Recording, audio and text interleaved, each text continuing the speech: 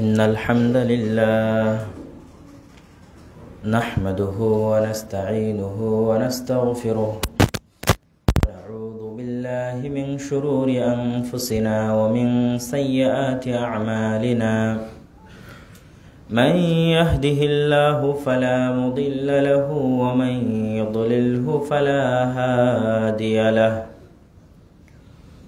وأشهد أن لا إله إلا الله وحده لا شريك له وأشهد أن محمدا عبده ورسوله أما بعد فأعوذ بالله من الشيطان الرجيم قل جاء الحق وزهق الباطل إن الباطل كان زهوقا যাবতীয় প্রশংসা হামদ ও সানা মহাপরাক্রমশালী আল্লাহ সুবহানাহু ওয়া তাআলার জন্য। সকলেই বলে আলহামদুলিল্লাহ। দরুদ ও সালাম বর্ষিত হোক পৃথিবীর সর্বশেষ ও সর্বশ্রেষ্ঠ রাসূল আহমদ মুহাম্মদ মুস্তাফা সাল্লাল্লাহু আলাইহি ওয়াসাল্লামের প্রতি। আজকে অত্র মসজিদে আমার জুমার খুতবার সংক্ষিপ্ত বিষয়বস্তু, আমি ইতিপূর্বে ধারাবাহিকভাবে আল ইতিসাম টিভিতে ফিলিস্তিন এবং জেরুজালেমের উপর 3 পর্বে আলোচনা করেছিলাম। যেই 3 পর্বের আলোচনা শেষ হয়েছিল সুলতান সালাহুদ্দিন আইয়ুবী রাহিমাহুল্লাহর মসজিদে আকসা বিজয়ের মাধ্যমে। কিন্তু তার পরবর্তী থেকে নিয়ে আজ পর্যন্ত ইসরায়েল প্রতিষ্ঠা কিভাবে হলো সেই ইতিহাস কখনোই বলা হয়নি, মানে আমার মাধ্যমে বা আমার দিক থেকে বলা হয়নি, যেটি একটি খামতি বা অপূর্ণতা ছিল সেই ধারাবাহিক আলোচনায়। এবং পরবর্তীতেও বহু বক্তব্যে যখন আলোচনা করেছি তখন হয়তো ওই পর্যন্তই আলোচনা করেছি, কখনোই তার পরবর্তী অংশটুকু আর আলোচনা করা হয়নি।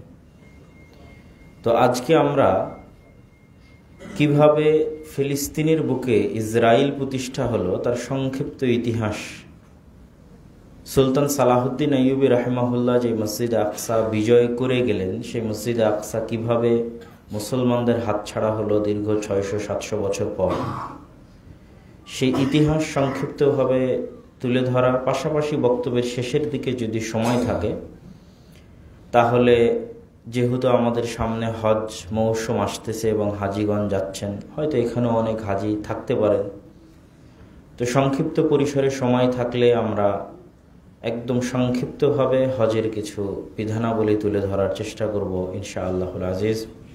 ওমা তৌফিক ইল্লা বিল্লাহিল আলিয়্যিল আযীম।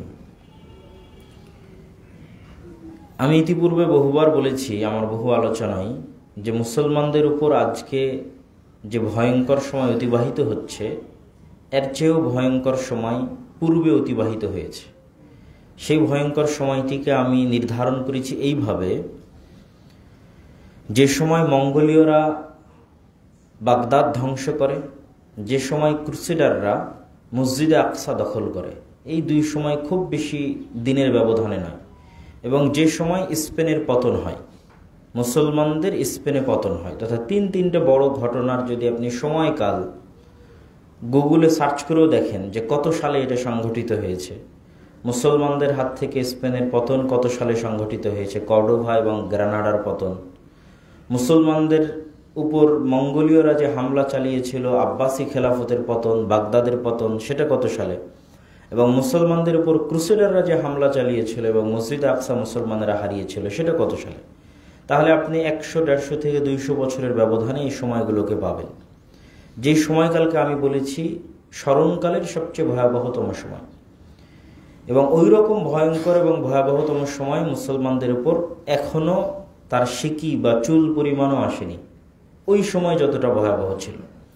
সেই তারিখগুলো আপনারা এইভাবে মনে রাখতে পারেন যে 1096 খ্রিস্টাব্দে মসজিদে আকসার পতন হয় ক্রুসেডারদের হাতে, 1258 খ্রিস্টাব্দে বাগদাদের পতন হয় মঙ্গোলীয়দের হাতে, 1248 খ্রিস্টাব্দে কর্ডোভার পতন হয় স্পেনে, তথা মুসলমানরা কর্ডোভা হারিয়ে ফেলে। তাহলে এই তিনটা ঘটনা 1000 খ্রিস্টাব্দ থেকে 1200 এবং 1250 খ্রিস্টাব্দ, 200 থেকে 250 বছরের মধ্যে সংঘটিত হয়। একদিকে মঙ্গোলীয়দের ব্যাপক আক্রমণ, আর একদিকে ক্রুসেডারদের আক্রমণ। এবং ওই সময় যে পরিস্থিতি ছিল, সেই পরিস্থিতির পরে এখন আমি যে ঘটনাগুলো, যে ধারা বিবরণীটা দিব, এটা মুসলমানদের কাছে কেন এখনো যদি কেউ ইতিহাসের ছাত্র হয় তার কাছে এটা অকল্পনীয় মনে হবে। সেটা কি? সেটা হচ্ছে মুসলমানদের ইস্তাম্বুল বিজয়। এইটা অকল্পনীয় মনে হবে যদি আপনি ওই সময়ে বসবাস করেন, যে এর পরেও এইরকম ভয়ঙ্কর এবং ভয়াবহতম সময় পার হওয়ার পর মুসলমানের একটা সময় ইস্তাম্বুল বিজয় করবে, এটা অকল্পনীয়। ইস্তাম্বুল বা আজকের তুরস্ক হচ্ছে 1500 বছরেরও অধিক কাল থেকে রোমান এম্পায়ারের রাজধানী। রাসূলুল্লাহ সাল্লাল্লাহু আলাইহি ওয়াসাল্লামের যুগেও রোমান এম্পায়ারের রাজধানী ছিল তুরস্কের কনস্টান্টিনোপল বা আজকের ইস্তাম্বুল। এবং যেই মুহূর্তে মুসলমানেরা ক্রুসেডের যুদ্ধ লড়তেছে, ওই মুহূর্তেও ক্রুসেডারদের হেডকোয়ার্টার হচ্ছে তুরস্কের রাজধানী কনস্টান্টিনোপল। তাহলে এইরকম একটা ভয়ঙ্কর এবং ভয়াবহতম সময় পার করার পর মুসলমানেরা ইস্তাম্বুল বিজয় করবে, এটা অসম্ভব, এটা অকল্পনীয়। কিন্তু যেই দিন বাগদাদের পতন হয় মঙ্গোলীয়দের হাতে, ওই সময় আল্লাহ সুবহানাহু ওয়া তাআলা মুসলমানদের দীর্ঘকাল ব্যাপী যেটা সীমানা ছিল, যেই সীমানা মুসলমানেরা হাজারো বছরে অতিক্রম করতে পারেনি, আবু আইয়ুব আল আনসারি থেকে নিয়ে শুরু করে রাদিয়াল্লাহু তাআলা আনহু, উমাইয়া শাসনামল থেকে শুরু করে নিয়ে আব্বাসী শাসনামল থেকে শুরু করে নিয়ে ওই সীমানা মুসলমানেরা কখনোই অতিক্রম করতে পারেনি। সেটা হচ্ছে সিরিয়া এবং তুরস্কের বর্ডার। এই বর্ডারই মুসলমানদের শেষ সীমানা। এরপরে আর কখনো মুসলমানেরা অগ্রগামী হতে পারে না হাজার বছরে। ওই সময় আল্লাহ সুবহানাহু ওয়া তাআলা ওই সীমান্তবর্তী অঞ্চলে উসমানীয় খেলাফতের বীজ বপন করেন। যেই সময় কর্ডোবার পতন হচ্ছে, যেই সময় বাগদাদের পতন হচ্ছে, যেই সময় মসজিদে আকসার পতন হচ্ছে, সেই সময় এক সীমান্ত মুসলমানদের এক সীমান্তবর্তী অঞ্চলে উসমানীয় খেলাফতের বীজ বপন করছেন আল্লাহ সুবহানাহু ওয়া তাআলা। তথা একদিকে যেখানে মুসলমানেরা মনে করতেছে হতাশায় নিমজ্জিত, সেই মুহূর্তে আল্লাহ সুবহানাহু ওয়া তাআলা পরবর্তী উত্থানের শুরুটা করতেছেন। যেই উসমানীয় খেলাফতের হাতে, উসমানীয় খেলাফতের তাকওয়া শুরুর দিকের, পরের দিকের নয়, শুরুর দিকের তাকওয়া, পরহেজগারিতা, জিহাদ ফি সাবিলিল্লাহ, আল্লাহ সুবহানাহু ওয়া তাআলার রাস্তায় জিহাদ করার আগ্রহ, তারা মুসলমানদের যে অনেক আগে থেকে বিজিত যে অঞ্চলগুলো ছিল এই দিকে তারা তাকায়নি। তাদের একটাই দৃষ্টি এখন পর্যন্ত অবিজিত অঞ্চল, যা এখন পর্যন্ত মুসলমানেরা ঢুকতেই পারেনি কোনোদিন, সেটা হচ্ছে ইউরোপ, সেটাই হচ্ছে তুরস্ক, সেটাই কনস্টান্টিনোপল, যা ক্রুসেডারদের হেডকোয়ার্টার। তখনও সেইটা টার্গেট নিয়েই তারা তাদের পুরো জীবন কাটিয়ে দিয়েছে এবং আল্লাহ সুবহানাহু ওয়া তাআলা তাদেরকে এই চেষ্টায় সফলতা দান করেছে।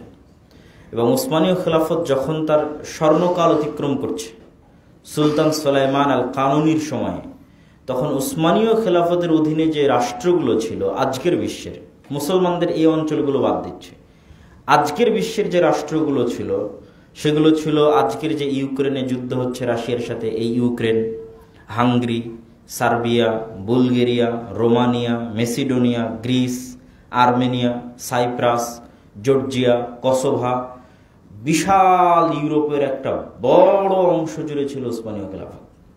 যেটা আগের ওই অংশটুকু যদি আপনি ওই যুগে যদি বসবাস করেন, যখন ক্রুসেডাররা আক্রমণ করতেছে, যখন মঙ্গোলীয়রা বাগদাদ ধ্বংস করে দিচ্ছে, যখন স্পেনে গ্রানাডা এবং কর্ডোবার পতন হচ্ছে, তখন বসে আপনি এটা কল্পনা করতে পারবেন না যে আজকে যে ইউরোপে বসে মুসলমানদের উপর হামলা হচ্ছে, সেই ইউরোপ একদিন মুসলমানেরা দখল করে নেবে, বড় বড় শহর এবং বড় বড় রাষ্ট্র দখল করে নেবে এবং তাদের অধীনে চলে আসবে। কিন্তু আল্লাহ সুবহানাহু ওয়া তাআলা সেটাই ঘটিয়েছেন। এবং ইস্তাম্বুল বিজয় হয় 1453 খ্রিস্টাব্দে। তাহলে বাগদাদের পতনের, জেরুজালেমের পতনের, কর্ডোভা গ্রানাডার পতনের মোটামুটি 100-150 বছরের মাথায়, মুসলমানেরা 200 বছরের মাথায় যেটা ক্রুসেডারদের হেডকোয়ার্টার ছিল সেই তুরস্ক বিজয় করে নেয়, যেটা আজকেও এখনো মুসলমানদের অধীনে আছে, ইস্তাম্বুল বিজয় করে নেয়। এবং এই ইস্তাম্বুল বিজয়ের জন্য যার হাতে বিজয় হয় তাকে বলা হয় সুলতান মুহাম্মদ আল ফাতেহ। ফাতেহ মানে হচ্ছে বিজয়ী, মুহাম্মদ আল ফাতিহ তার হাতে আল্লাহ সুবহানাহু ওয়া তাআলা বিজয় দান করেন। এবং তার দৃঢ় সংকল্প ছিল, তার দৃঢ় সংকল্প এবং সাহসিকতা এবং দূরদর্শী চিন্তা ভাবনা এত বেশি ছিল যে তিনি মাটির উপর দিয়ে পর্যন্ত জাহাজ চালিয়ে দিয়েছেন, পানি জাহাজ মাটির উপর দিয়ে। বসফরাস প্রণালী থেকে 70-এর অধিক জাহাজ উঠিয়ে নিয়ে গোল্ডেন হর্নে নামিয়ে দিয়েছেন। প্রায় 3 থেকে 4 মাইলের মতো রাস্তা মাটির উপর দিয়ে জাহাজ চালিয়েছেন, কাঠ দিয়ে, কাঠের উপর তেল দিয়ে, সেই যুদ্ধে বিজয়ের সময়। এবং এটা একটি অবিস্মরণীয় এবং অকল্পনীয় ঘটনা ছিল মুসলমানদের হাতে ইস্তাম্বুলের বিজয়, যা কখনো মুসলমানেরা ভাবতে পারেনি যে এই পরিবেশের পরেও এরকম বিজয় আসতে পারে।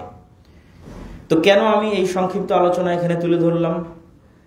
ওই যে সুলতান সালাহুদ্দিন আইয়ুবীর জেরুজালেম বিজয়ের পরে পুনরায় জেরুজালেম হারিয়ে ফেলা, এটার সাথে উসমানীয় সাম্রাজ্যের ব্যর্থতা জড়িত আছে, উসমানীয় খেলাফতের ব্যর্থতা জড়িত আছে। দীর্ঘকালব্যাপী উসমানীয় খেলাফত এই অঞ্চলটা শাসন করেছে। আরব বিশ্ব থেকে শুরু করে, ইউরোপ থেকে শুরু করে বিশাল অঞ্চল তাদের শাসনাধীন ছিল। আজকে 100 বছর পূর্বে, 70-80 বছর পূর্বে যখন ইসরায়েল প্রতিষ্ঠা হয়, তখন 1 নম্বর কারণ হিসেবে গণ্য হবে এই উসমানীয় খেলাফতের ব্যর্থতা, যেটার তারা রক্ষণাবেক্ষণ 600 বছর যাবৎ করে এসেছে, সেই রক্ষণাবেক্ষণ করতে তাদের ব্যর্থ হওয়া। এবং এই ব্যর্থতা কি কারণে ফুটে উঠবে? এই ব্যর্থতা ফুটে ওঠার সবচেয়ে বড় আলামত হচ্ছে তুর্কি জাতীয়তাবাদ, আর দ্বিতীয় কারণ হচ্ছে আরব জাতীয়তাবাদ। খেলাফত ব্যবস্থাকে ধ্বংসই করে দিয়েছে তুর্কি জাতীয়তাবাদ এবং আরব জাতীয়তাবাদ। কেউ যদি খেলাফত ব্যবস্থা ধ্বংসের জন্য শুধু আরবদের দোষ দেয়, তাহলে এটা ভুল হবে।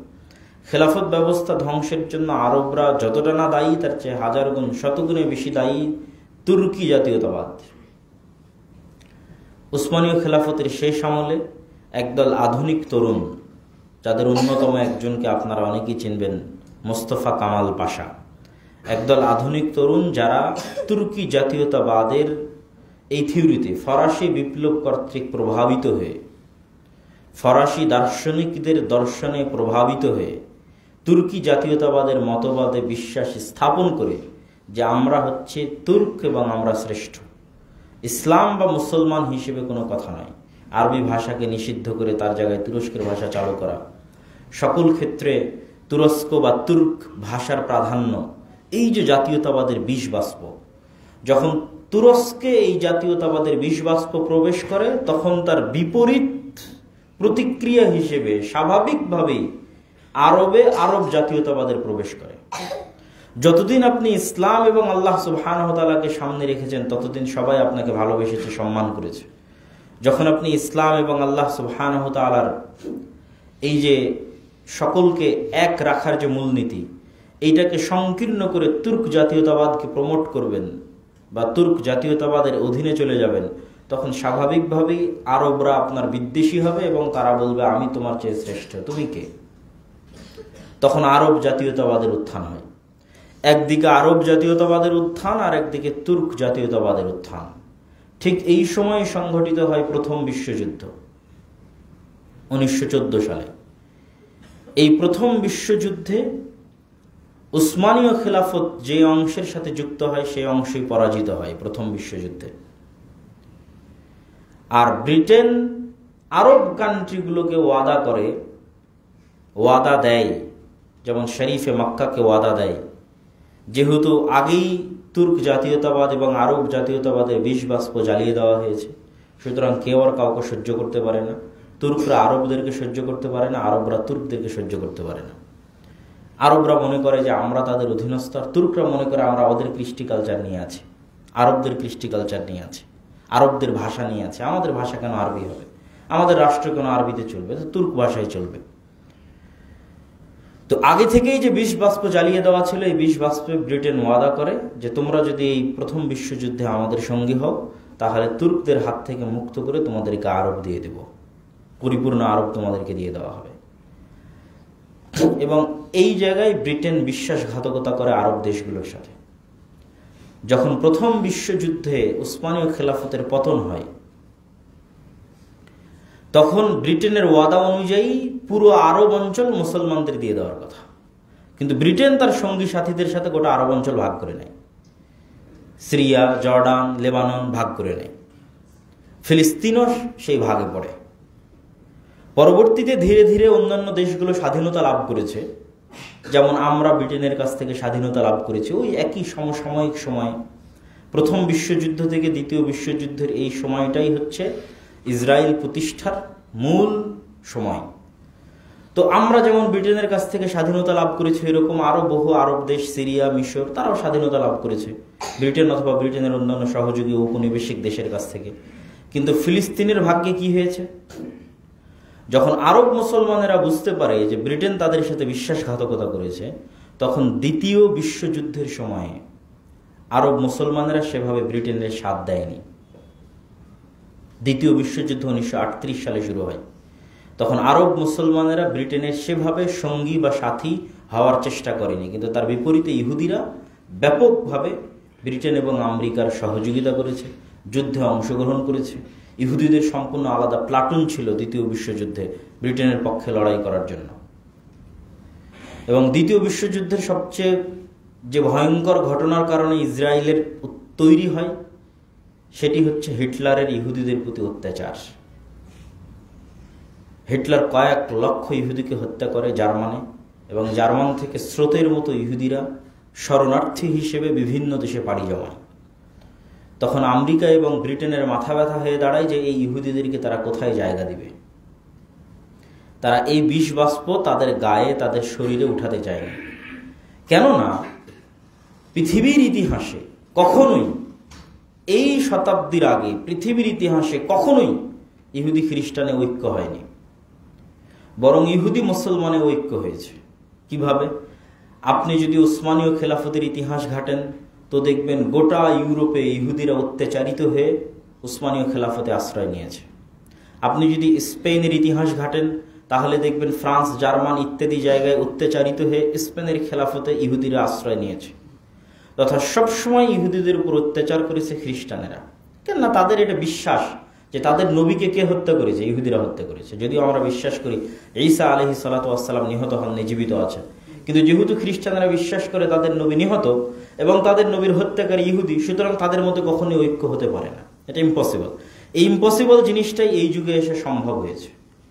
এবং এই দীর্ঘকাল ব্যাপী ইহুদিরা বিভিন্ন অঞ্চলে নির্যাতিত হয়ে মুসলমানদের কাছে আশ্রয় নিয়েছে এবং মুসলমানের আশ্রয় দিয়েছে। এটা আপনি ইতিহাসের পাতা খুললেই পাবেন যে মুসলমানের আশ্রয় দিয়েছে। এই জন্য ব্রিটেন আর আমেরিকা কখনোই চায়নি যে এই বিষ বাষ্প তাদের ঘাড়ে নিয়ে যেতে। দ্বিতীয় বিশ্বযুদ্ধের পর তারা এটাকে মোক্ষম সুযোগ হিসেবে ব্যবহার করে যে এদের যদি আমরা আরব মুসলমানদের উপর চাপিয়ে দিই তো এরা বুঝবে, আর এর সাথে আমাদেরও, যতদিন ইসরায়েল আমাদের সাথে আছে ততদিন আরব বিশ্বের মধ্যে আমাদের একটা প্রভাব থাকবে, অতএব তাদেরকে আরব বিশ্বে জায়গা দেওয়া হোক। তো প্রথম বিশ্বযুদ্ধের পর যেই ঘোষণা ব্রিটেন দিয়েছিল, যেটাকে বেলফোর ঘোষণা বলা হয় 1917 সালে, সেই ঘোষণার পর থেকে নিয়ে ব্রিটেন ফিলিস্তিন ছাড়ার আগ পর্যন্ত মনে রাখতে হবে যে আগে এই ফিলিস্তিনের অধিকারী ছিল তুর্করা। আরবদেরকে ব্রিটেন ওয়াদা দিল যে তোমাদেরকে তুর্ক থেকে মুক্ত করে দেবো, আমাদের সঙ্গে হও। এই ওয়াদা দিয়ে আরবদেরকে সাথে নিয়ে যখন তুর্কের পতন হলো প্রথম বিশ্বযুদ্ধের পর, ব্রিটেন আর আরবদেরকে দিল না ফিলিস্তিন, ব্রিটেন নিজের কাছে রেখে দিল ফিলিস্তিন। এবং ব্রিটেন এই ফিলিস্তিন ছাড়লো দ্বিতীয় বিশ্বযুদ্ধের পর। যেমন দ্বিতীয় বিশ্বযুদ্ধের পর আমাদেরকে ছেড়ে দিয়েছে ব্রিটেন, 1947 সালে ভারত পাকিস্তান স্বাধীন হয়েছে, ঠিক একই সময়ে 1948 সালে তারা ফিলিস্তিন ছেড়েছে। তাহলে এই মধ্যের সময়টুকুতে এই ফিলিস্তিন পরিচালিত হয়েছে ব্রিটেনের অধীনে, প্রথম বিশ্বযুদ্ধ থেকে না দ্বিতীয় বিশ্বযুদ্ধের মধ্যে। এবং এই সময়ে যত রকমের বিশ্বাসঘাতকতা, সকল বিশ্বাসঘাতকতা ব্রিটেন মুসলমানদের সাথে করেছে, তথা ফিলিস্তিনের মুসলমানদের সাথে করেছে। এবং 1947-48 যখন তারা ঘোষণা দিল, তখন 10% ইহুদির জন্য অর্ধেক ফিলিস্তিনের জমি বরাদ্দ দিয়ে দিল, দ্বিজাতি তত্ত্ব। ব্রিটেন নিজে থেকে এটা করেনি, ব্রিটেন বুদ্ধি করে এটা জাতিসংঘের উপর চাপিয়ে দিয়েছে। তখন জাতিসংঘ সমাধান দিয়েছে 2 রাষ্ট্রের জন্য 2টা দেশ করে দেওয়া হোক। তো যাদের সংখ্যা অল্প তাদের জায়গা দিতে হবে অল্প, কিন্তু যাদের সংখ্যা মাত্র 10% তাদের জন্য জায়গা দিল অর্ধেক, আর যাদের সংখ্যা 90% তাদের জন্য জায়গা দিল অর্ধেক। হয়তো তখন আরবের মুসলমানেরা এই সিদ্ধান্ত মেনে নিতে পারত। তখন এই সিদ্ধান্ত মেনে নিলে কি হতো আল্লাহ ভালো জানে। যেমন আমরা ব্রিটেনের সিদ্ধান্ত 1947 সালে মেনে নিয়েছি। পাকিস্তানের মতো বাংলাদেশ, বাংলাদেশের মতো ভারত, ভারতের মতো আছে। তো 1947-48 জাতিসংঘ যে সিদ্ধান্ত দিল, এই সিদ্ধান্ত আরব মুসলমানেরা মানেনি। কিন্তু না মেনে আজ পর্যন্ত তারা ভালো কিছু করতেও পারেনি, বরং যত দিন গেছে তত পিছনে যেতে থেকেছে, যত দিন গেছে তত পিছনে যেতে থেকেছে। তাহলে ওই সময় আরব মুসলমানেরা এই সিদ্ধান্ত না মেনে হুট করে যুদ্ধ শুরু করে ইসরায়েলের বিরুদ্ধে, যেটাকে বলা হয় আরব ইসরায়েল প্রথম যুদ্ধ। যখন জাতিসংঘ এই সিদ্ধান্ত দেয় তখন এই সিদ্ধান্তের বিরুদ্ধে গিয়ে যুদ্ধ শুরু হয়। এই সিদ্ধান্ত মানা হয়নি, না মেনে যুদ্ধ শুরু হয়।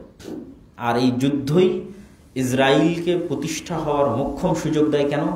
আমি আবারও স্মরণ করিয়ে দিই, প্রথম বিশ্বযুদ্ধ থেকে নিয়ে দ্বিতীয় বিশ্বযুদ্ধ 1917 থেকে নিয়ে এই 47-48 পর্যন্ত এই অংশটা শাসন করেছে ব্রিটেন।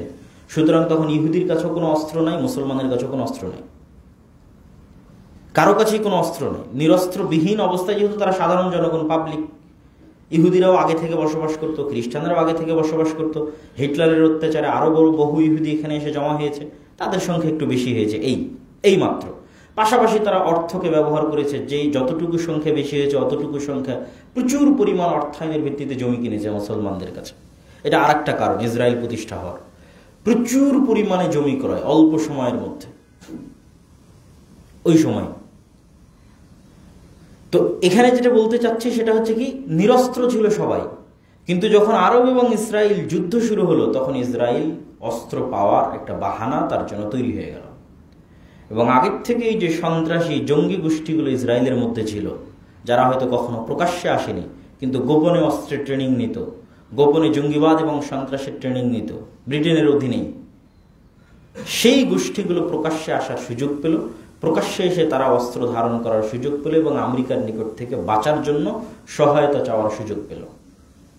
এবং এই সহায়তা নিতে নিতে আজকে ইসরায়েলের যে অবস্থা, সে অবস্থা তো আমরা দেখছি। কিন্তু যখন শুরু হয় তখন নিরস্ত্র অবস্থায় শুরু হয়েছে। আরব ইসরায়েল যুদ্ধে মুসলমানেরা যদি জয়লাভ করতো তাহলে হয়তো ইসরায়েল পৃথিবীর বুক থেকে মিটেই যেত সেই দিন। কিন্তু মুসলমানেরা জয়লাভ করতে পারেনি। কেন? এটা একক নেতৃত্বের অধীনে কোনো যুদ্ধ ছিল না। পাঁচটা দেশ এই যুদ্ধের মধ্যে অন্তর্ভুক্ত ছিল। কেউ কাউকে বিশ্বাস করতো না, পরস্পরের বিশ্বাসের মধ্যে দুর্বলতা ছিল। আর কারোর মাথায় এটা ছিল না যে আমাকে ফিলিস্তিন আজাদ করে দিতে হবে। যে যার মতো পেরেছে সে তার মতো নিজের জায়গা বাড়াতে থেকেছে। মিশর গাজা দখল করে নিয়েছে, সিরিয়া গোলান মালভূমি দখল করে নিয়েছে, লেবানন তার দিক থেকে জায়গা দখল করে নিয়েছে। মানে তারা তাদের মতো করে জায়গা দখল নিয়ে পরস্পরের মধ্যে দ্বন্দ্ব, মতভেদ, হিংসা, বিদ্বেষ এবং বৈরিতা তৈরি হয়। কে কার চেয়ে বেশি দখল করে নিল, কে কার চেয়ে কম দখল করে নিল। ফলত এই আরব ইসরায়েল প্রথম যে যুদ্ধ, এই যুদ্ধ দ্বিতীয় তৃতীয় কোনো যুদ্ধেই, পরপর 3টা আরব ইসরায়েল যুদ্ধ হয়, কোনো যুদ্ধেই মুসলমানেরা বা আরবরা বিজয় লাভ করতে পারেনি। কেন? এই যুদ্ধগুলোর একটাও আল্লাহ সুবহানাহু ওয়া তাআলার সন্তুষ্টির জন্য একক নেতৃত্বের অধীনে সংঘটিত হয়নি। এই প্রত্যেকটা যুদ্ধই ছিল ব্যক্তি, দেশ এবং জাতীয়তাবাদের স্বার্থকে সামনে রেখে জাতি হিসেবে যুদ্ধ করা হয়েছে। ফলত অবস্থা যা হয়েছে, যতদিন গেছে ততদিন ইসরায়েল শক্তিশালী হতে থেকেছে আর ফিলিস্তিন সংকুচিত হতে থেকেছে। ওই সময় তাও জাতিসংঘ বলেছিল অর্ধেক তোমাদের জন্য। আর এখন তো সেই সিকি পরিমাণও নয়। একটা রাষ্ট্র, নামকাওয়াস্তে একটা রাষ্ট্র প্রতিষ্ঠিত আছে, যে রাষ্ট্রের কোনো সেনাবাহিনী নাই, যে রাষ্ট্রের সকল নিরাপত্তা ইসরায়েল তার নিজের হাতে নিয়ে রেখেছে। শুধুমাত্র গাজা ভূখণ্ডটুকু যদি বলা হয় ন্যূনতম স্বাধীনতা, তাহলে ন্যূনতম স্বাধীনতা কিছু থাকলে সেটা গাজা ভূখণ্ডের ছিল। আর এই ভূখণ্ডের দৈর্ঘ্য প্রস্থ কত? অনেক ছোট্ট একটা ভূখণ্ড।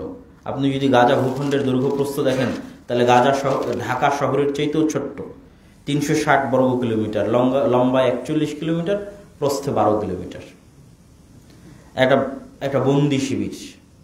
এবং এখন যে আক্রমণ ইসরায়েল গাজায় চালিয়েছে, এই আক্রমণ চালানোর শুরুতে তারা গাজার নর্থ সাইড থেকে, উত্তর সাইড থেকে আক্রমণ শুরু করে, যেগুলোতে ছিল বাইত হানুন, বাইত লাহিয়া, এগুলো জায়গার নাম। এবং তাদেরকে বলতে থাকে তোমরা জায়গা খালি করে দক্ষিণে চলে যাও, রাফা, খান ইউনুস, মিশরের সীমান্তবর্তী অঞ্চল হচ্ছে রাফা, খান ইউনুস, সেদিকে চলে যাও। যখন এই দিকের আক্রমণ শেষ হয়েছে, এখন 20-22 লক্ষ মানুষ তাদের বাড়ি ঘর বিহীন অবস্থায় তাঁবু টেনে মিশরের সীমান্তে রাফা অঞ্চলে বসবাস করতেছে। এখন ইসরায়েল বলতেছে আমি রাফাতে হামলা চালাবো, তোমরা এখন রাফা খালি করো। অথচ রাফা হচ্ছে শেষ সীমানা, যেখান থেকে মিশরের বর্ডার ক্রসিং শুরু হয়। তাহলে তাদেরকে আবার কোন দিকে ফিরে যেতে হবে? আবার এই 20-22 লক্ষ মানুষকে রিটার্ন ব্যাক করতে হবে যে দিক থেকে তারা এসেছিল, খান ইউনিসের দিকে, বাইত হানুন, বাইত লাহিয়ার দিকে, উত্তর সাইডের দিকে। সম্মানিত উপস্থিতি, তো এই যে ভয়ঙ্কর অবস্থা, ইসরায়েল প্রতিষ্ঠার এই ভয়ঙ্কর অবস্থার আমরা 3টা সারমর্ম কারণ আপনাদের সামনে তুলে ধরতে চাই। 1 নম্বর সারমর্ম কারণ হচ্ছে উসমানী সালতানাত বা উসমানী খেলাফতের ব্যর্থতা, এবং এই ব্যর্থতার সবচেয়ে বড় কারণ হচ্ছে আরব এবং তুর্ক জাতীয়তাবাদের উত্থান। 3 নম্বর ইসরায়েল প্রতিষ্ঠার সবচেয়ে বড় কারণ হচ্ছে ব্রিটিশদের ক্রমাগত বিশ্বাসঘাতকতা। শুরু থেকে নিয়ে শেষ পর্যন্ত ব্রিটিশদের ক্রমাগত বিশ্বাসঘাতকতা। আর 4 নম্বর কারণ হচ্ছে ইহুদিদের সন্ত্রাসবাদিতা, আমেরিকার সহযোগিতা এবং অর্থের ব্যবহার, প্রচুর পরিমাণে অর্থের ব্যবহার।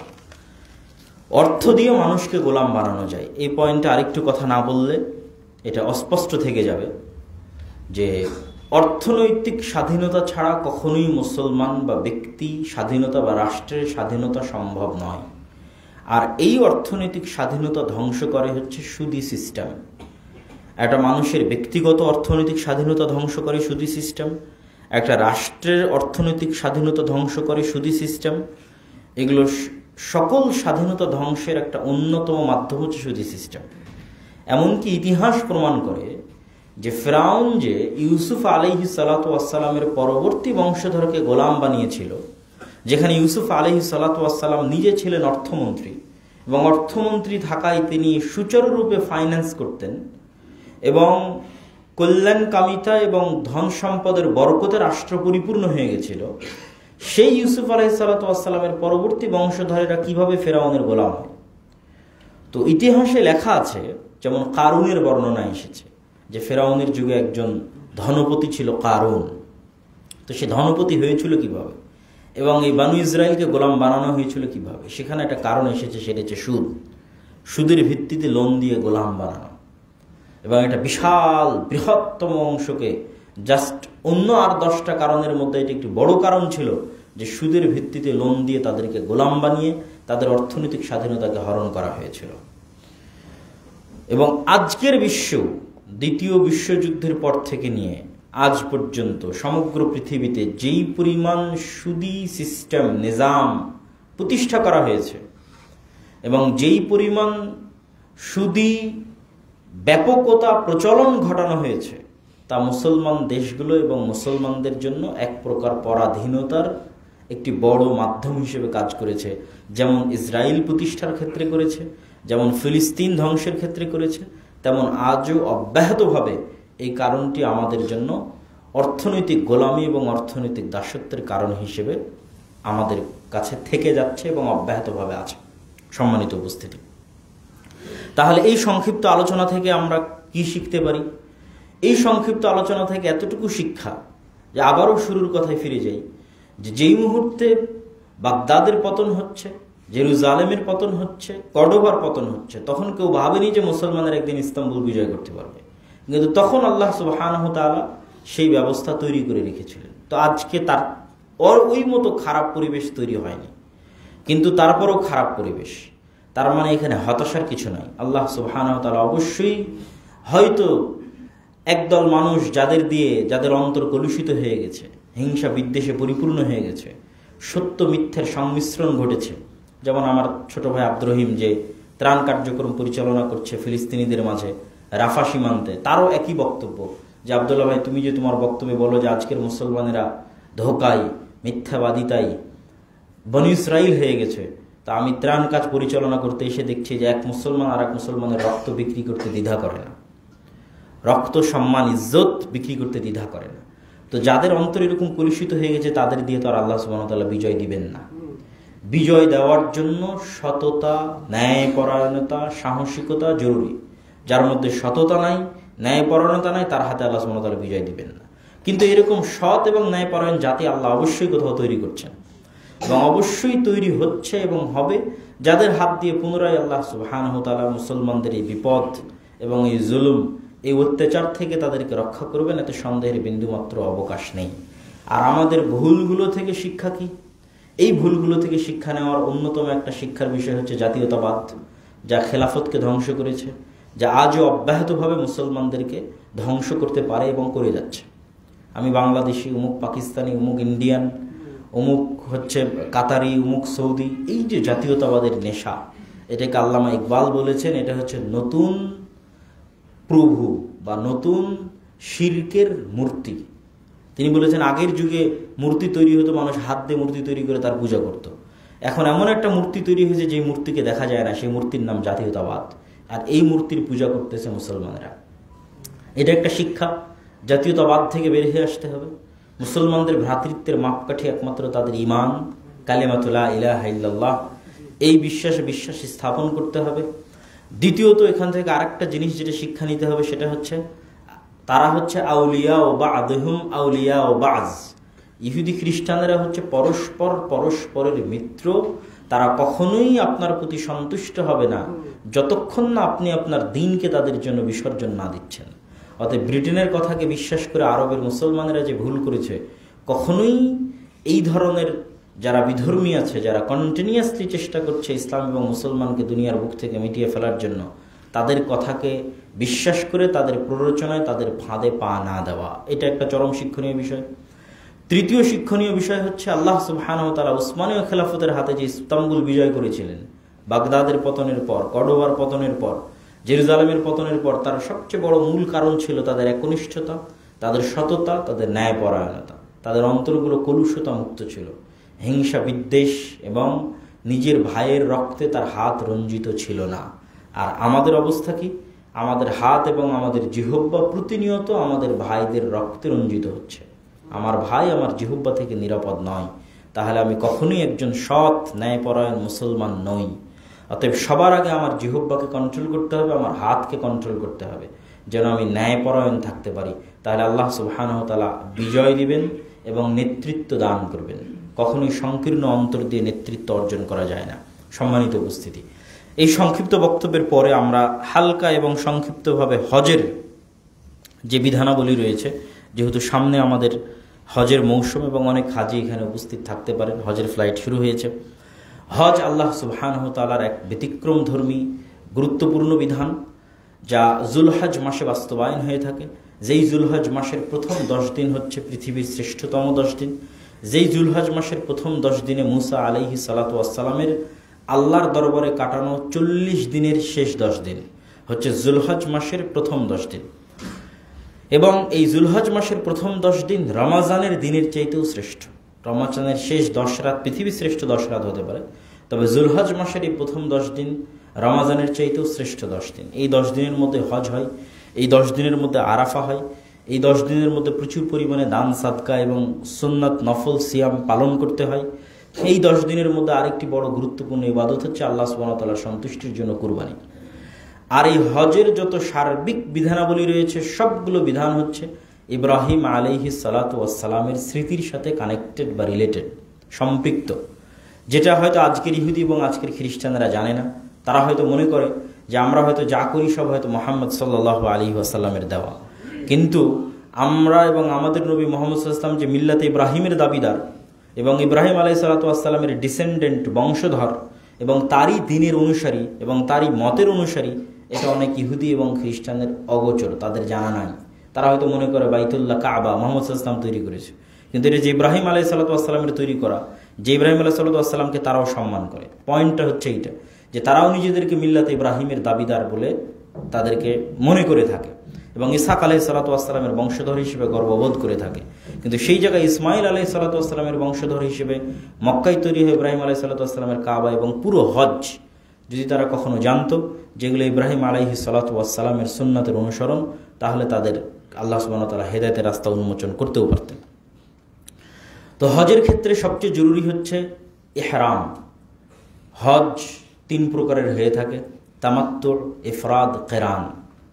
সহজ সংজ্ঞা বোঝার জন্য কি, তামাত্তু হচ্ছে, বা কিরান দিয়ে শুরু করি তাহলে বুঝতে সুবিধা হবে। কিরান হচ্ছে হজ এবং উমরা একসাথে করা, কোনো বিরতি ছাড়া একই সফরে একই সাথে একই ইহরামে সবার আগে উমরা করবে, তারপরে হজ করবে। এটাই হচ্ছে কিরান, মিলিয়ে দেওয়া, একত্রিত করা।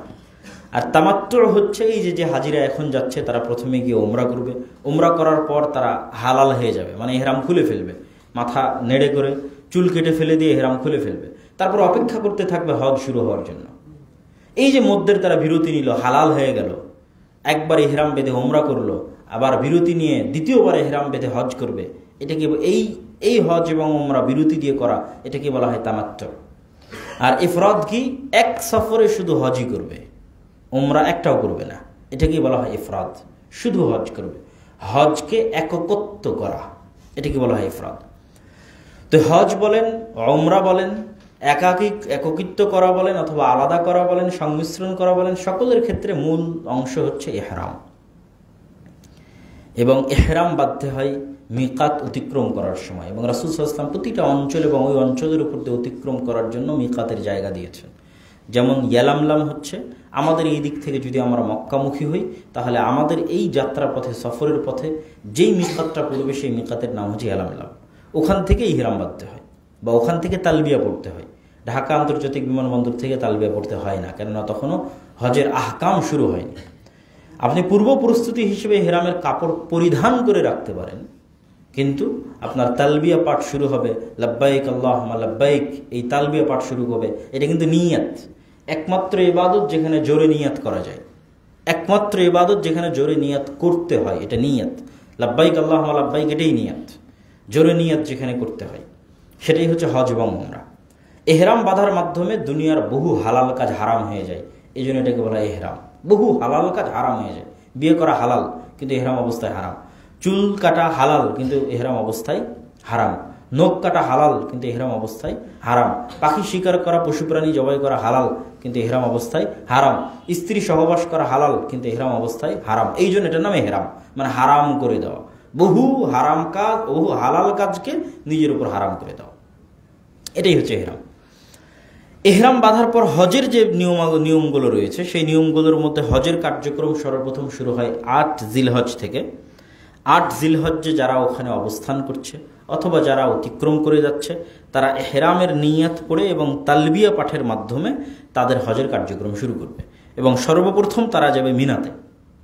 সর্বপ্রথম তারা মিনাতে গিয়ে সেখানে তারা জোহর, আসর, মাগরিব, ইশা সকল সালাত মিনাতে আদায় করবে, এমনকি ফজরের সালাতও মিনাতে আদায় করবে। তারপরে ৯ জিলহজে সর্বপ্রথম তাদেরকে যেতে হবে আরাফা।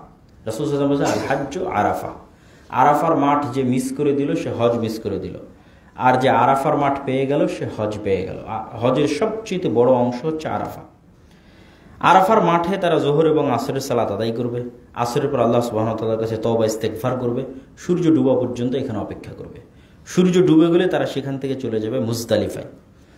এবং রাসূল সাল্লাল্লাহু আলাইহি ওয়াসাল্লামের যুগে যেহেতু কোনো যানবাহন ছিল না, পায়ে হেঁটেই যেতেন। এখন যদিও হাজিদের জন্য প্রচুর পরিমাণে যানবাহনের ব্যবস্থা রাখা হয়, কেউ চাইলে হেঁটেও যেতে পারে। রাসূল সাল্লাল্লাহু আলাইহি ওয়াসাল্লাম হেঁটে গেছেন। মুজদালিফায় গিয়ে সেখানে মাগরিব এবং ইশা, মাগরিব কিন্তু আরাফায় পড়বে না, এখানে সূর্য ডুবা পর্যন্ত অপেক্ষা করেছে, এখান থেকে পায়ে হেঁটে মুজদালিফায় গেছে, সেখানে গিয়ে মাগরিব ইশা তারা সালাত আদায় করবে। তারপরে সেখানে ওই খোলা মাঠের নিচে, মুজদালিফে খোলা মাঠের নিচে হাজিরা শুয়ে থাকে, সেখানে রাত্রি যাপন করবে খোলা মাঠে। সেখানে মিনার মতো কোনো ব্যবস্থাপনা নেই। এখন তো মিনার মাঠে প্রচুর ব্যবস্থাপনা আছে, তাঁবুর ব্যবস্থাপনা আছে, এসির ব্যবস্থাপনা আছে, কিন্তু মুজদালিফার মাঠে সেরকম কোনো ব্যবস্থাপনা এখনও নেই। তথা এখানে খোলা মাঠেই রাত্রি যাপন করতে হয় বেশিরভাগ হাজিকে। তারপরে এখান থেকে পরের দিন সকালবেলা উঠে তারা যাবে মিনার উদ্দেশ্যে পাথর নিক্ষেপের জন্য। মিনার উদ্দেশ্যে পাথর নিক্ষেপ করার পর শুরু হবে কুরবানির কার্যক্রম, কারণ এটা 10ই জিলহজ, ঈদের দিন। সমগ্র পৃথিবীতে মুসলমানরা ঈদ উদযাপন করতেছে এবং হাজিরাও সেখানে হাদি তারা সেই হাদি তারা জবাই করবে। আর এরপরে হাদি জবাই করার পর তারা তাদের যে ইহরাম, সেই ইহরাম তারা খুলে ফেলতে পারবে এবং খুলে ফেলে হালাল হয়ে যেতে পারবে। তারপরে মক্কায় গিয়ে তারা তাওয়াফ করবে, মক্কায় গিয়ে তাওয়াফ করার পর পুনরায় মিনাতে ফিরে আসবে এবং পরপর এই শেষের 2-3 দিন 11 তারিখ, 12 তারিখ এবং 13 তারিখ মিনাতে অবস্থান করতে হয়। মিনাতে অবস্থান করে শেষ পাথর নিক্ষেপের মাধ্যমে তারা তাদের হজের কার্যক্রম শেষ করতে পারবে এবং তাওয়াফে বিদা বা শেষ যে বিদায়ী তাওয়াফ, সে বিদায়ী তাওয়াফের মাধ্যমে তাদের হজের কার্যক্রম শেষ করে দিতে পারবে। তো এই ছিল সংক্ষিপ্ত হজের কার্যক্রম। আরও বিস্তারিত জানার জন্য শ্রদ্ধেয় শাইখ আব্দুর রাজ্জাক বিন ইউসুফের যে হজ এবং ওমরা বইটি নতুন প্রকাশিত হয়েছে, যেটা আজকেও আপনারা পেতে পারেন, এই হজ এবং ওমরা বইটি আপনারা সংগ্রহ করে নিতে পারেন, বা আপনাদের পরিচিত হাজি বা ওমরাকারী কেউ থাকলে তাদের জন্য সাজেস্ট করতে পারেন। পাশাপাশি আমাদের যে আরও বইগুলো আছে, সে বইগুলো যেগুলো আজকেও হয়তো বাইরে পাওয়া যাবে, এবং মিন্নাতুল বাড়ির যে দ্বিতীয় খণ্ড যেটি প্রকাশিত হয়েছে অল্প কিছুদিন আগে, সেটিও পেয়ে যাবেন, যেখানে কিতাবুল ঈমান এবং কিতাবুল ওয়াহি সহিহ বুখারীর এই 2 অধ্যায়ের বিস্তারিত ব্যাখ্যা সহ আলোচনা করা আছে, এবং হাদিসের তাহকিক সহ, রাবিদের পরিচয় সহ, সানাদের সূক্ষ্ম সূক্ষ্ম বিষয়ের বর্ণনা সহ, এবং বর্তমান যে বিভিন্ন ফেরকা এবং ফিতনা আছে ঈমান কেন্দ্রিক, এই সমস্ত বাতিল ফেরকা এবং ফিতনার বিবরণ সহ, তাদের দলিল এবং দলিলের পাল্টা জবাব সহ বিস্তর আলোচনা আছে এই মিন্নাতুল বারী দ্বিতীয় খণ্ডে। অতএব এই বইগুলোকে মূল্যায়ন করার চেষ্টা করবেন। আল্লাহ সুবহানাহু ওয়া তাআলা আমাদেরকে মুসলমানদের ইতিহাস থেকে শিক্ষা অর্জন করার এবং মুসলমানদের ইতিহাস থেকে শিক্ষা অর্জন করে আমাদের পরবর্তী প্রজন্মকে ইতিহাসের জ্ঞান দিয়ে যাওয়া। আল্লাহ সুবহানাহু ওয়া তাআলা নিজে ইতিহাস বর্ণনা করেছেন কোরআনে, নবীদের ইতিহাস বর্ণনা করেছেন, বনী ইসরাঈলের ইতিহাস বর্ণনা করেছেন। তাহলে ইতিহাস শিক্ষার জিনিস বলেই আল্লাহ বর্ণনা করেছেন। অতএব ইতিহাস আমাদের জানতে হবে, শিখতে হবে, এবং আমাদের পরবর্তী প্রজন্মকে জানাতে হবে এবং শিখাতে হবে, এবং তাদের অন্তরে এই বাসনা দিতে হবে যে মসজিদে আকসা তাদের, ফিলিস্তিন তাদের, এবং এটা উদ্ধার করার দায়িত্ব তাদের। কবে কিভাবে আল্লাহ সুবহানাহু ওয়া তাআলা কার মাধ্যমে করবেন আল্লাহ সুবহানাহু ওয়া তাআলা ভালো জানেন, কিন্তু আমাদের দায়িত্ব হচ্ছে এই শিক্ষাটা ছড়িয়ে দেওয়া। তারই অংশ হিসেবে আজকে আমরা আপনাদের সামনে তুলে ধরলাম কিভাবে পৃথিবীর বুকে পুনরায় মুসলমানেরা মসজিদে আকসা হারালো। যদিও এখনো পরিপূর্ণরূপে হারায়নি, পুরো মসজিদে আকসার কম্পাউন্ডে যাবতীয় শান্তি নিরাপত্তা রক্ষার দায়িত্ব ইসরায়েলি সেনাবাহিনীর, কিন্তু মুসলমানরা তাদের মসজিদে সালাত আদায় এখনও করতে পারছে। এখনও মসজিদে আকসাকে ধ্বংস করে দেওয়া হয়নি।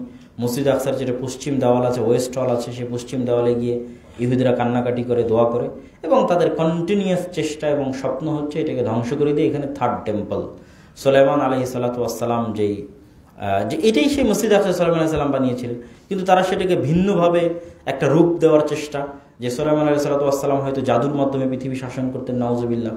ওমা কাফারা সুলাইমান ওয়ালাকিন্না শায়াতিনা কাফারু। আল্লাহ বলেছেন সুলাইমান কুফরি করেনি, সুলাইমান জাদুর মাধ্যমে পৃথিবী শাসন করতো না। সুলাইমান আল্লাহর দেওয়া মুজিজার মাধ্যমে পৃথিবী শাসন করতো, আল্লাহর দেওয়া ক্ষমতার মধ্যে পৃথিবী শাসন করতো। কিন্তু তারা মনে করে সুলাইমান আলাইহিস সালাম হয়তো জাদুর মাধ্যমে পৃথিবী শাসন, এটা শয়তান তাদের মনে করিয়েছে, এবং সেই জাদুবিদ্যার বইগুলো হয়তো এই মসজিদে আকসার নিচেই কোথাও সুলাইমান আলাইহিস সালাম লুকিয়ে রেখেছে। এবং আর একটা বিষয় ছিল, সেটা হচ্ছে তাবুত। সেটাও মনে করে তারা এই মসজিদে আকসার মধ্যে কোথাও আছে। তাবুত হচ্ছে মুসা আলাইহিস সালাতু ওয়াস সালামের লাঠি এবং মুসা আলাইহিস সালাতু ওয়াস সালামের পাথর, যেটি বহুদিন যাবৎ বানু ইসরাঈলদের সাথে ছিল, এবং তারা সেটা বহন করে নিয়ে কোনো যুদ্ধে গেলে সেই যুদ্ধে তাদের বিজয় হয়ে যেত আল্লাহ সুবহানাহু ওয়া তাআলার পক্ষ থেকে বরকতান। তো সেই লাঠি এবং সেই পাথরও তারা মনে করে এই মসজিদে আকসার নিচে আছে। আর সুলাইমান আলাইহিস সালাতু ওয়াস সালামের সেই জাদুর বিভিন্ন বিদ্যা বই পুস্তক, সেটাও হয়তো এই মসজিদে আকসার নিচে আছে। এটাকে ভাঙতে হবে, ভাঙলে সেগুলো উদ্ধার হলে পুনরায় তারা এখান থেকে সমগ্র পৃথিবী শাসন করতে পারবে। সুলাইমান আলাইহিস সালাম সেই 3rd টেম্পল বানিয়ে সমগ্র পৃথিবী শাসন করতে পারবে। এটা তাদের স্বপ্ন, এবং তারা এটা বাস্তবায়নের পথে কতটা কঠোর হতে পারে তা এই সংক্ষিপ্ত ইতিহাস প্রমাণ করছে। আজকের গাজার রাফায়, যেখানে সমগ্র বিশ্ব তীব্র নিন্দা করছে সাধারণ জনগণ, এমনকি হয়তো বড় বড় পরাক্রমশালী রাষ্ট্র হয়তো নিন্দা করছে যে রাফায় আক্রমণ না করা হোক, এবং লক্ষ লক্ষ খ্রিস্টান শিক্ষার্থী আমেরিকার রাস্তায়, ফ্রান্সের রাস্তায়, সমগ্র ইউরোপের রাস্তায় খ্রিস্টান শিক্ষার্থীরাই এই গণহত্যার প্রতিবাদ জানাচ্ছে। তারপরে ইসরায়েল কতটা বৃদ্ধাঙ্গুলি দেখিয়ে এখনও তাদের হামলা অব্যাহত রেখেছে, তাহলে তারা যদি পরিকল্পনা করে থাকে যে তারা মসজিদ আকসা ধ্বংস করবে এবং সেখানে 3rd টেম্পল বানাবে, তো সেই চিন্তায়, সেই বিশ্বাসে তারা অটুট এবং অটল থাকবে, এতে সন্দেহের বিন্দুমাত্র অবকাশ নেই। এবং ধ্বংস হয়ে গেলেও আশ্চর্য হওয়ার কিছু থাকবে না। আল্লাহ সুবহানাহু ওয়া তাআলা কীভাবে উদ্ধার করবেন সেটি আল্লাহ সুবহানাহু ওয়া তাআলা ভালো জানেন। তবে এই ইতিহাসগুলো, এই শিক্ষাগুলো আমাদের সন্তানদের দিয়ে যেতে হবে। আল্লাহ যেন এই ইতিহাস থেকে আমাদেরকে শিক্ষা লাভ করার তৌফিক দান করেন। আল্লাহুম্মা আমিন।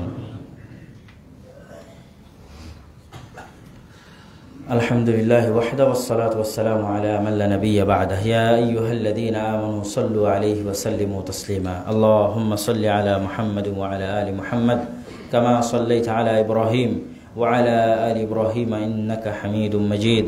আল্লাহুম্মা বারিক আলা মুহাম্মাদিন ওয়া আলা আলি মুহাম্মাদ কামা বারাকতা আলা ইব্রাহিম وعلى آل إبراهيم إنك حميد مجيد ربنا ظلمنا أنفسنا وإن لم تغفر لنا وترحمنا لنكونن من الخاسرين ربنا ظلمنا أنفسنا وإن لم تغفر لنا وترحمنا لنكونن من الخاسرين ربنا ظلمنا أنفسنا وإن لم تغفر لنا وترحمنا لنكونن من الخاسرين ربنا